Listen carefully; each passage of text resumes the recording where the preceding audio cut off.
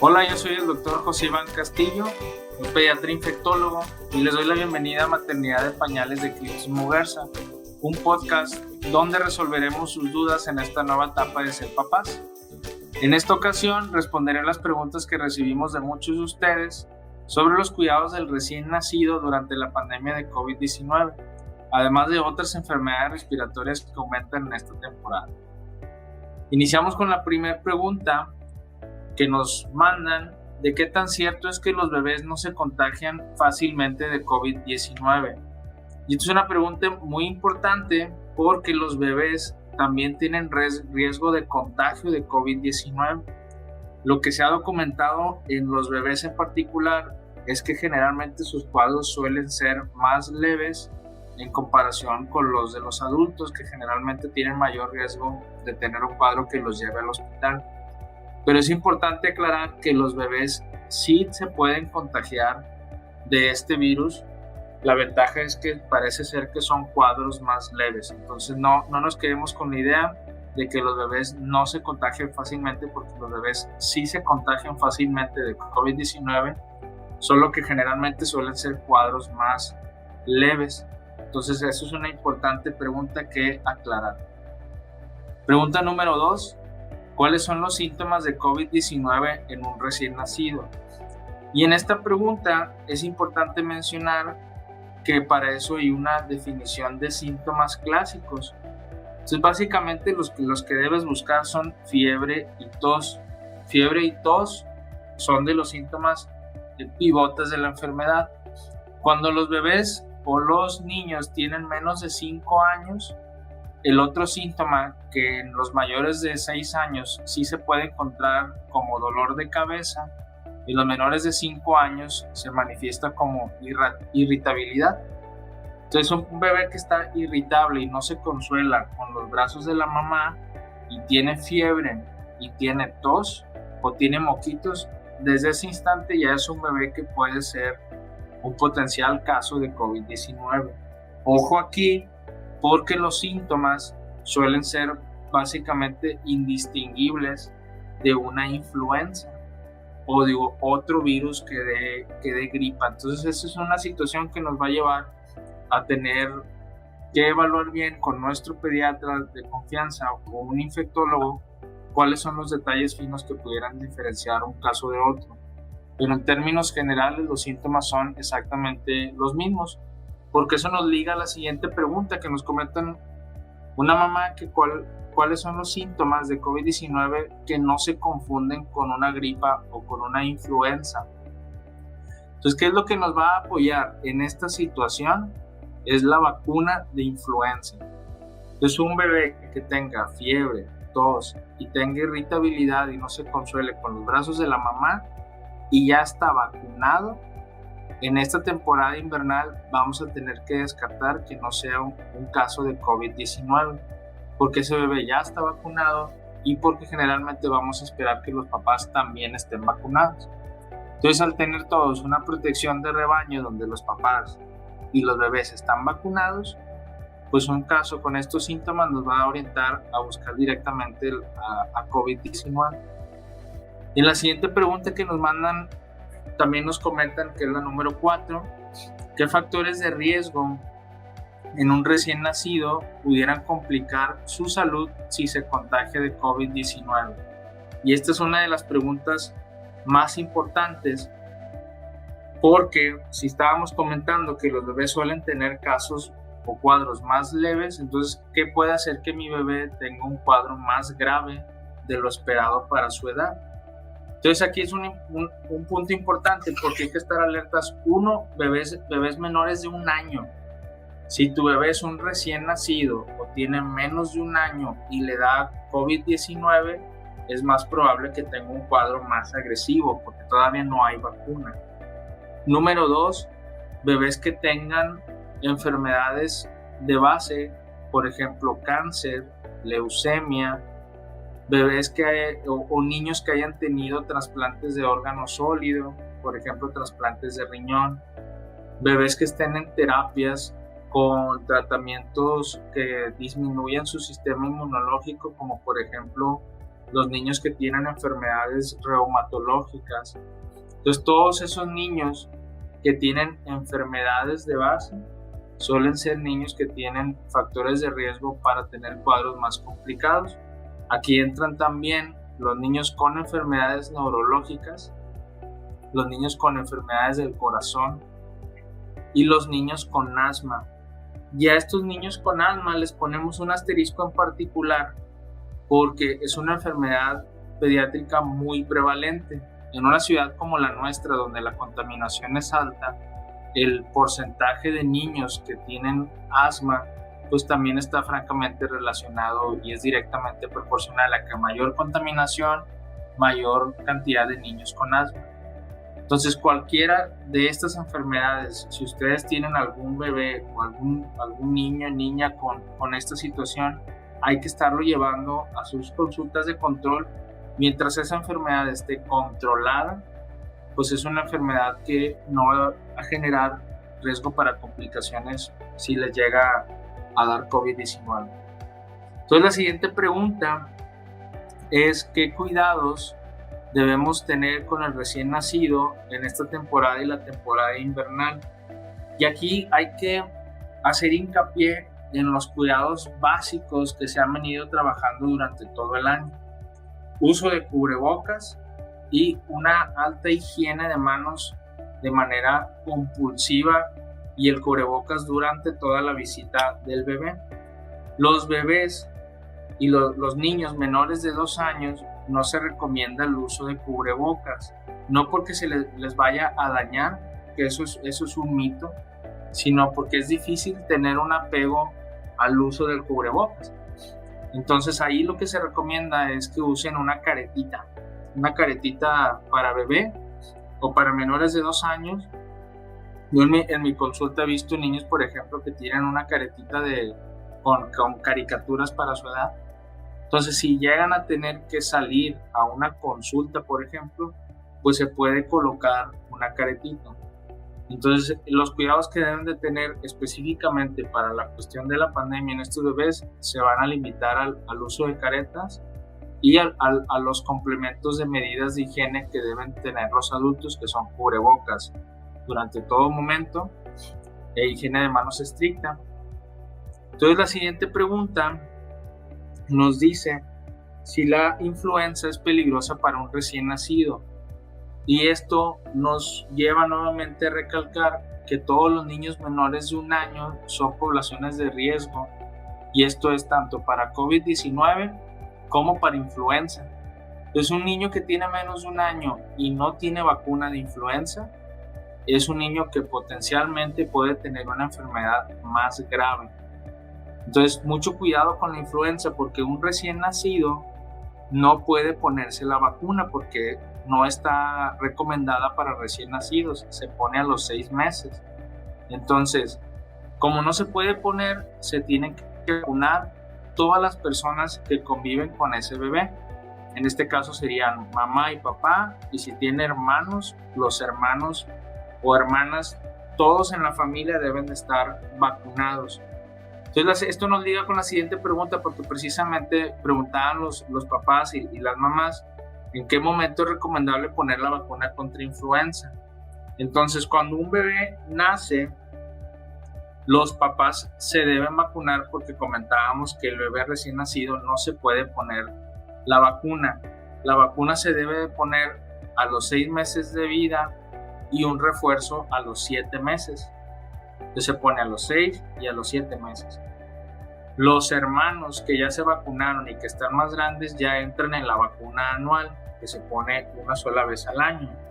Entonces, si es un bebé que nace y nace justo en la temporada en la que se debe vacunar contra influenza, no se la pondría el bebé en ese momento, se la pondrían todos los contactos del bebé. Entonces, esto es porque la vacuna en menores de 6 meses todavía no está 100% avalada, y en teoría se asume que con la protección de la vacuna que van a tener los papás, como los papás no se van a enfermar, pues el bebé se protege de manera por inmunidad de rebaño. Entonces, una parte importante que aclarar para ver cuándo se debe poner y a qué edad se recomienda la vacuna. Y por último, bueno, ya tiene la edad, ya tiene 6 meses, ¿en qué día o en qué semana es mejor ponerse la vacuna? Yo les recomiendo que se ponga la última semana de octubre. La vacuna llega por lo general a mediados de octubre y mucha gente suele acaparar las primeras dosis de la vacuna luego en las primeras semanas. Ojo, hay que mantener la calma porque la efectividad de la vacuna va disminuyendo gradualmente por semana desde la semana en la que te la pusiste.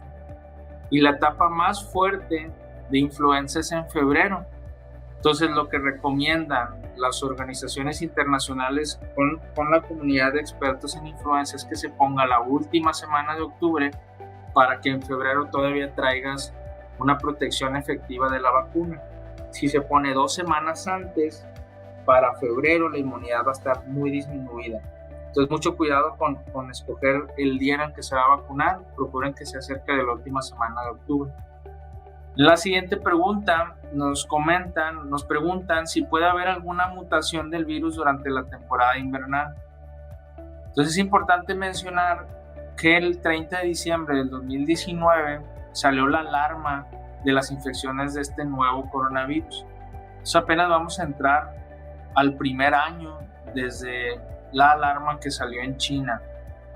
Hasta ahorita sí se han documentado mutaciones en el virus.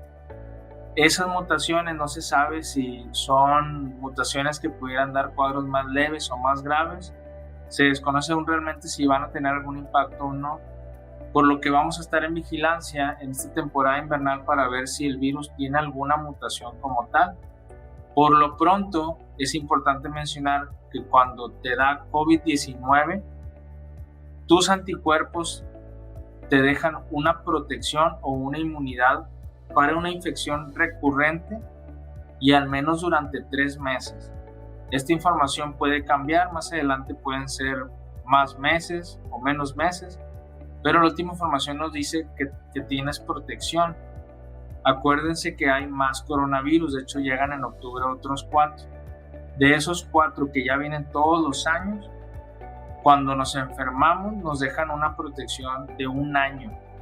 Entonces, si tú ya tuviste COVID-19, tienes algún niño que ya tuvo COVID-19 y lo tuvo en estas fechas, probablemente guarde inmunidad para esta temporada invernal. Entonces es una parte importante, como quiera vamos a estar al pendiente de la información científica que vaya saliendo en relación a mutaciones del virus y se las comunicaremos a través de este espacio. Nos preguntan también ¿qué medidas debo tener con mi bebé si se contagia de COVID-19? Esta es una pregunta importantísima. Si tienes a tu bebé y le da fiebre y resulta que te toman una PCR y te dicen que tu bebé tiene COVID-19, ojo que va a ser de vital importancia estar monitorizando la persistencia de la fiebre y la saturación de oxígeno. Entonces, de preferencia, les recomiendo que sí adquieran para tener en su casa un saturador de oxígeno que nosotros le decimos pulsoxímetro. Hay muchas tiendas que los venden y hay presentaciones para bebés o para presentaciones pediátricas. Entonces, procuren tener uno para adultos y uno para bebés o incluyen únicamente el pediátrico que también puede funcionar perfectamente en un dedo de adulto. Una vez que te hagan el diagnóstico, empieza a monitorizar qué tan frecuente es la fiebre y cuánto tiene de saturación de oxígeno, que debe estar por arriba del 96%. Entonces, si un bebé al día 7 de la enfermedad ya no tiene fiebre y se mantiene por arriba de 96, pues ya poco de qué preocuparse, nada de qué preocuparse. Pero si tú estás monitorizando todos los días y va en el día 5 o 6 y no se quita la fiebre y ves que empieza a bajar la saturación del oxígeno a menos de 92 o entre 92 y 96, eso es un dato de alarma para que inmediatamente acudas a una institución o con tu pediatra o infectólogo para tener una atención oportuna en caso de que haya alguna complicación. Recordemos que de momento no hay vacuna ni hay un tratamiento 100% efectivo que pueda inhibir la replicación del virus. Pero si tú recibes una atención oportuna, todas las complicaciones se pueden anular o disminuir con un tratamiento empleado de forma oportuna. Eso nos lleva a una pregunta que nos envía, que nos dice qué manejos se le están dando a un paciente pediátrico positivo a COVID-19 en los hospitales. A diferencia de los adultos, los niños aún nos falta mucho por trabajar en la cuestión de virus o de medicamentos antivirales, mejor dicho. Entonces la cuestión es que la hidroxicloroquina en su momento, recordemos que fue un boom que se asoció a que supuestamente iba a disminuir la replicación del virus, y después se cayó la evidencia al respecto. ¿Qué es lo que pasa con nuestros pacientes, con nuestros niños?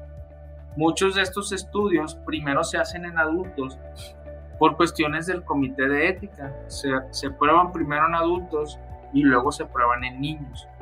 Entonces actualmente todas las instituciones de salud, como lo marcan los organismos internacionales, tienen un poquito restringido o censurado dar antivirales que no tengan algún aval por la Organización Mundial de la Salud o la CDC o las guías del Reino Unido, que son de las más aclamadas.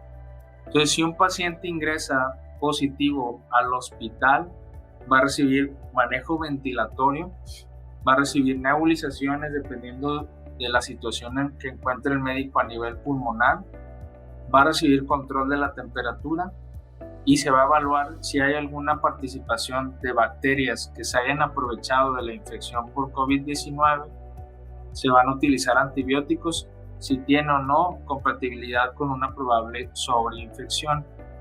De momento, dar tanto plasma como medicamentos antivirales solamente mediante la opción de que son estudios científicos se están administrando. Desde el momento tenemos un problema ahí a nivel internacional donde ya estamos pidiendo que se hagan autorizaciones específicas para la población pediátrica. La siguiente pregunta es si es recomendable hacerle una prueba de COVID-19 a un bebé. La prueba realmente es inocua, no genera ninguna complicación, simplemente se toma una muestra de moco. Aquí es importante aclarar que hay dos tipos de prueba. Pues tenemos la prueba de PCR y tenemos las pruebas que se le conocen como pruebas rápidas, que son pruebas de anticuerpos. Entonces, las pruebas de anticuerpos actualmente no se recomiendan para hacer diagnóstico de COVID-19 y les voy a decir por qué. Para que la prueba te dé positiva, necesitas mantenerte con síntomas por lo menos 7 días. Si tú duras 7 días con síntomas, tienes apenas un 60% de probabilidad de que te dé positiva. Si tú quieres tener un 90 o 95% de probabilidad de que te dé positiva, tienes que tener 2 a 3 semanas enfermo. Es decir, que la utilidad de la prueba para hacer un diagnóstico oportuno, pues es francamente inadmisible. Entonces, si tienes un bebé que tiene fiebre o tos o cumple con la definición de COVID-19 y resulta que ya tuvo su vacuna para influenza y los papás están vacunados para influenza, y quieres hacer una prueba, tiene que ser una prueba de PCR. De esa manera es la única manera en la que puedes detectar de forma oportuna si tiene o no la enfermedad. Otra manera que he platicado con los papás es, por ejemplo, si el papá o la mamá tienen COVID-19 con una prueba de PCR y les dicen que ya se confirmó en ellos y el bebé empieza con síntomas, pues francamente en ese momento, si los papás tienen el bebé, pues es un caso altamente sospechoso. Entonces, algunos casos en nichos familiares donde los papás ya tienen la prueba confirmatoria, pues el bebé muchas veces ya no se le toma porque no va a cambiar absolutamente nada el tratamiento. Simple y sencillamente se hacen las recomendaciones y se deja como como un caso confirmatorio por asociación epidemiológica. Entonces eso nos lleva a la siguiente pregunta, porque la siguiente pregunta es, ¿cómo debe ser la convivencia con mi bebé si yo estoy positivo? Entonces tú eres el papá o la mamá y estás positiva, ¿qué medidas debes de tener para convivir con el bebé? Aquí quiero hacer un punto muy importante en el cual voy a hacer hincapié, porque la Organización Mundial de la Salud y el Centro de Enfermedades Infecciosas, de Control de Enfermedades Infecciosas de Estados Unidos, sacaron en su última guía que no debe haber una restricción de la convivencia del bebé con su mamá. Incluso no hay una restricción con la situación de la lactancia materna. Entonces, ¿qué es lo que se recomienda? Un cubrebocas durante todo momento. Si se va a alimentar al bebé con lactancia materna exclusiva, se hace una higiene de manos de forma muy exhaustiva, se carga al bebé y se puede poner algo protector para que el bebé se esté alimentando, y la mamá en ese momento va a tener un cubrebocas que cubra tanto su boca como su nariz. Entonces tiene que cubrir ambos con la protección del bebé, y así puedes garantizar que el bebé no se va a infectar. Algunas actitudes que se han tomado por seguridad en algunos hospitales es la separación de la mamá y del bebé. Esto todavía se sigue recomendando a nivel institucional por medidas de control de infecciones, pero se capacita a la mamá a través del pediatra de cómo va a ser la técnica y la convivencia del día a día. Si tú tomas estas sencillas medidas, prácticamente es un hecho que no vas a contagiar a tu bebé. Y esto nos lleva a la siguiente pregunta, donde, bueno, si yo estoy tomando estas medidas, ¿qué medidas tendrían que hacer las visitas que tengamos en casa? Y esta pregunta nos lleva a decir o a reforzar que de momento lo ideal es que no se realicen visitas, y si son visitas restringidas. Si no es posible o no es viable, o necesitan que alguien los apoye en la casa, por ejemplo, o los van a visitar los abuelos, en todo momento durante la convivencia, todos con protección en los ojos, ya sea con una careta, más su cubrebocas cubriendo boca y nariz. Si están todos conviviendo con estas medidas, aunque alguno llegase a desarrollar algunos síntomas, la posibilidad de que haya alguna infección en ese círculo disminuyen potencialmente. Entonces no es recomendable, por ejemplo, que en tu casa tengas 10 visitas, o de repente los amigos, o de repente gente que quiere conocer al bebé. Pues lo ideal es que al menos durante la pandemia se mantenga una restricción de visitas, de manera que selecciones bien quiénes van a visitar a tu bebé, y una vez que tengas todas esas medidas, pues bueno, se puede hacer alguna visita. Eso es un hecho y es algo que no es innegable. Cuando un bebé nace, pues es una bendición, y ya va a haber gente que lo va a querer conocer. Si tú tomas estas medidas aunadas a las que tomas tú de forma personal, puedes tener un hecho prácticamente de que puedes proteger al bebé. Entonces, para resumir las recomendaciones de visitas en esta temporada de COVID-19, número 1, visitas restringidas, que no sean visitas abiertas como tradicionalmente se ha hecho. Número 2, tanto las visitas como los papás, todos en ese momento, o los abuelos, con cubrebocas cubriendo boca y nariz, y protección ocular, careta o gogles durante todo momento. Número 3, no se puede estar cargando al bebé durante todas las visitas. Eso no es algo que se recomiende como tal, porque la exposición pues va aumentando el riesgo. Entonces se hace la visita y se mantiene una sana distancia. Una vez que tú mantengas todas estas medidas, se aumenta la seguridad de la visita. Y número 4, higiene de manos en todo momento. Entonces, durante todo el momento te recomiendo que tengas alcohol gel disponible para que todos estén lavando sus manos, nadie se quita el cubrebocas, nadie se quita su careta, todos mantienen sana distancia y únicamente el contacto de cargar al bebé que se limite de preferencia a los papás. Entonces nos mandan una pregunta que también es muy importante porque preguntan si es cierto que encontraron anticuerpos de coronavirus en la leche materna. La leche materna tiene un anticuerpo que se llama IgA. Entonces ese anticuerpo es un anticuerpo que tiene muchas funciones en el sistema inmunológico. Los anticuerpos que encuentran en la mamá no son específicamente hechos para este coronavirus, sino que funcionan para toda una gama de infecciones virales y de otro tipo de infecciones. Entonces, la protección que ofrece la mamá con sus anticuerpos funciona de una manera extraordinaria para que el bebé se proteja de todo tipo de infecciones. Solo para aclarar, no están hechos específicamente para este coronavirus, pero definitivamente blindan al bebé para todas las cuestiones virales y todas las infecciones que se pueden presentar.